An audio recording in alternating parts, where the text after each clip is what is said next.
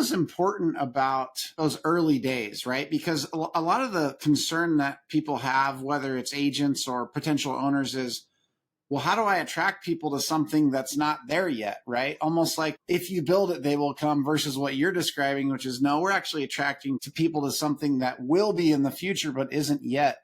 What was important about those early days?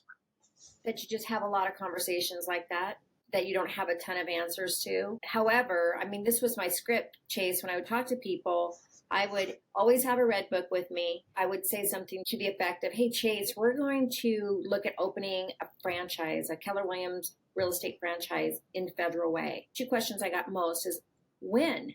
Like, when are you going to do that? And I'm like, you know what? That's a great question. If you were going to open one, when would you want one open? And then the next question was, where's it going to be?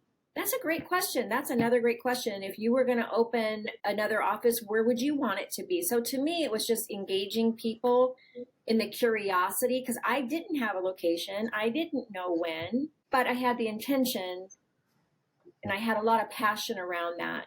And I wasn't afraid to just keep asking people about it.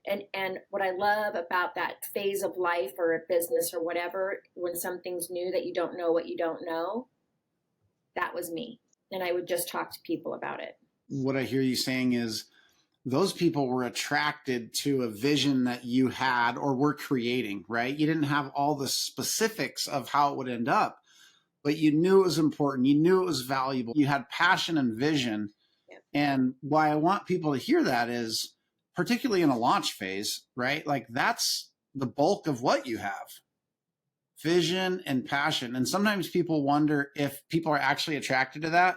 And we know that they are through that experience, right? Here are these people that are asking these questions. By the way, great responses, because all of a sudden you're drawing them into being part of helping author what that could look like. And people love being part of something bigger than themselves, right?